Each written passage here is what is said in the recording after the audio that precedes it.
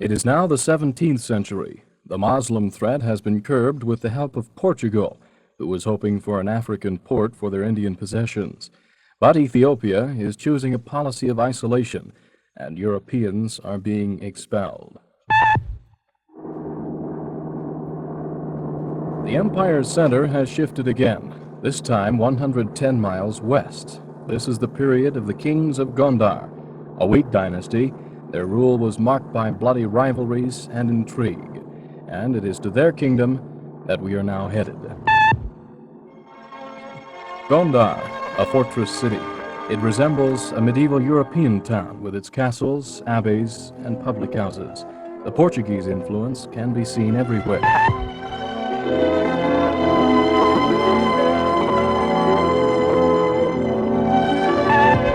The castles of the Gondar kings are in ruinous condition now, having suffered the effects of air warfare during World War II.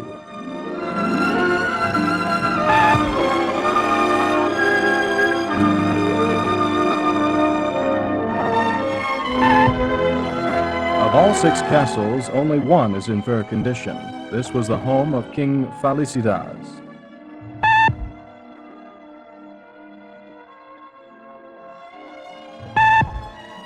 On the other side of town is the royal bathing area, built by the same man. While taking a bath, his guards were stationed in the doorway to ensure the royal privacy.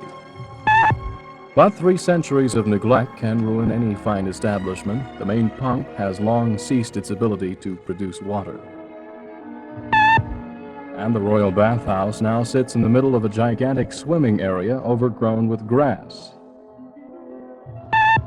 But in comparison to this narrow bath pit, which he provided for the common lot, the luxury of the king's bathtub is undisputed. Today, Gondar is a quiet town, but a stark contrast to its historic royal counterpart. Its markets are no different from markets all over the country. Bartering, bargaining, or just talking. A very colorful show.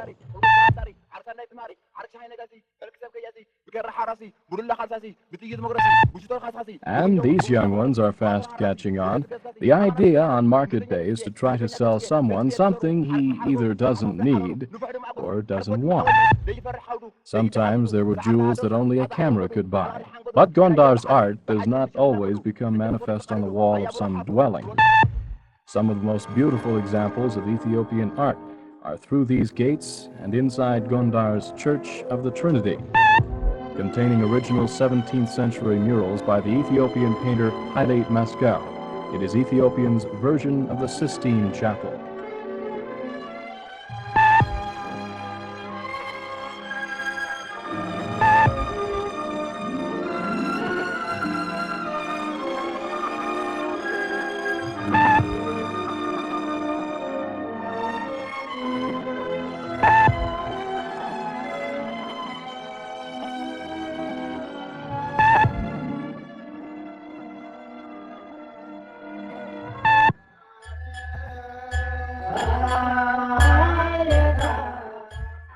Not far from the gates of Gondar lies the tribe of the Falashas. Huddled together as if to protect itself from the fortress city she lives by, the Falasha people, known as the Black Jews, carry on their unique way of life despite centuries of change around them. According to legend, the Yaxamite Queen of Sheba had converted her subjects to Judaism. When the kingdom became Christian in the 4th century, these people moved south, preserving the true faith. Although they are an agricultural people, the women spend most of their time forming black figurines from clay. And the women seem to do a thriving business with the finished products. Tending this roadside stand, they sell to whomever visits their village. The children spend 6 hours a day in this thatched synagogue studying Hebrew. Strict adherence to the Mosaic law will be their daily code of life.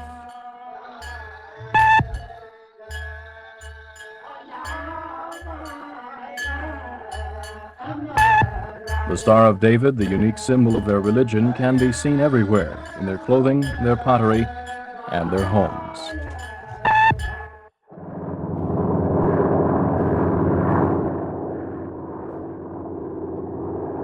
Leaving the Falashas and the kings of Gondar, our plane is flying across more than 1,000 square miles of water to Bahadar. For the moment, we will be leaving time and stepping into timelessness, for Bahadar possesses a beauty which will remain forever. The large body of water we just passed over was Lake Tana. You can see it now in the distance. It's the center of much vegetation and the source of the Blue Nile. Situated by the lake, Bahadar provides an atmosphere of solitude in a garden paradise. It's the home of tropical flowers and birds and a wealth of greenery. Let's look around.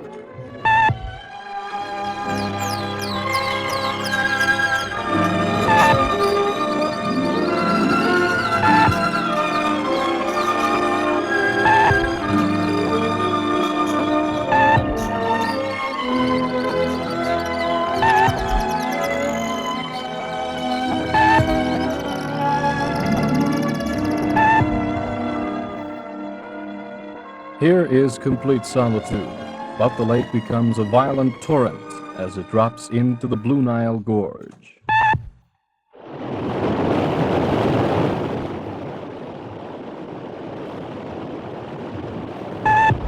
Taking advantage of this natural form of energy, Ethiopia has built a power plant through foreign economic aid.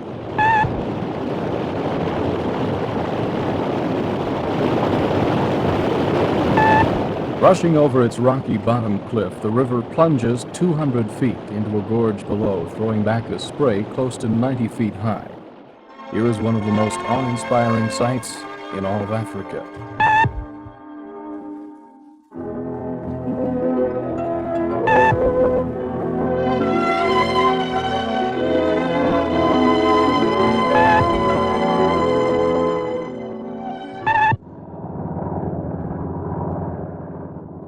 Leaving Bahadar, our plane is again passing into history.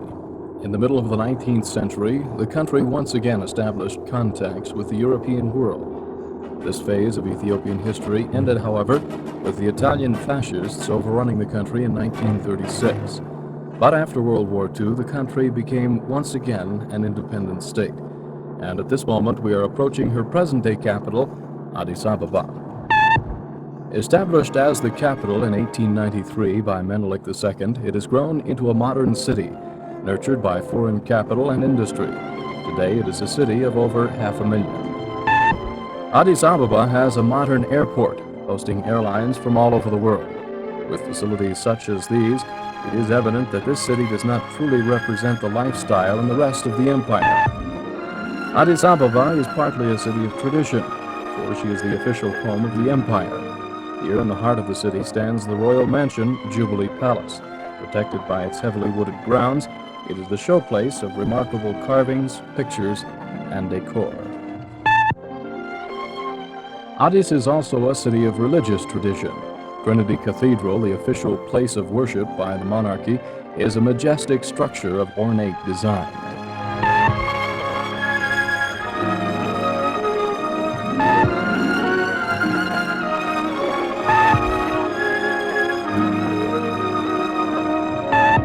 Dotting the cathedral grounds are unusual graves, each bearing a photograph of the deceased. A city of tradition, she also is a city of progress. Africa Hall, headquarters for the UN Economic Commission for Africa, is a drafting board for improving the continent's standard of living. Inside the hall, beautiful stained glass windows symbolize Africa's struggle against colonialism.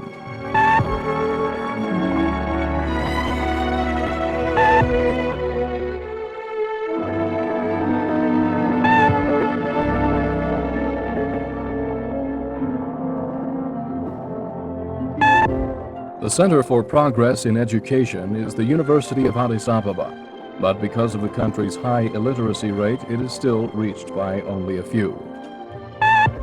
Within the city can be seen numerous financial investments from foreign countries. One such investment is the plush Addis Ababa Hilton. Although the city's air can be slightly brisk, outdoor swimming is no problem in the Hilton's thermal water swimming pool.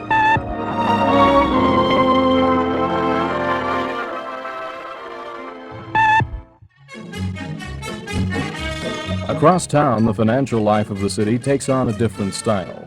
6 days a week, the Addis Market is open for business. Containing literally hundreds of small shops selling hundreds of different items, it presents an opportunity for bargains and scandals alike, depending on the skill of the shopper in haggling the price.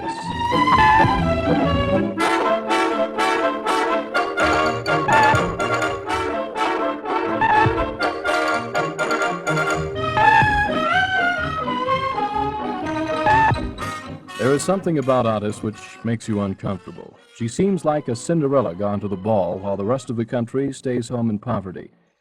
After all, who of the 95% illiterate can afford to stay at the Hilton? Or for that matter, who of them would have the money to even come to Addis?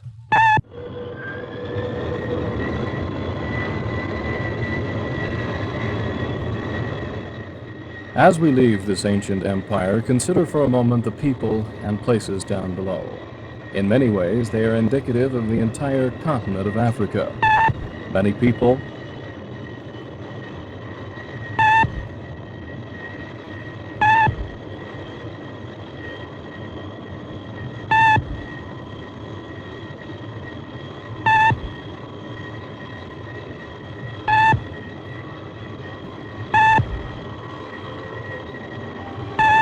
many religions,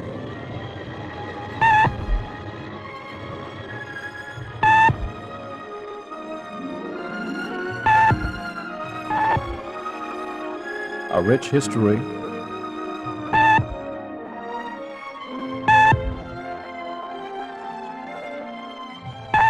many lifestyles,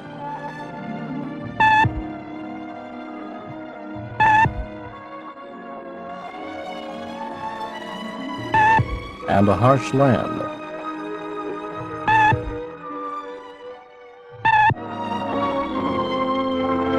You have by no means seen the entire picture of this African nation.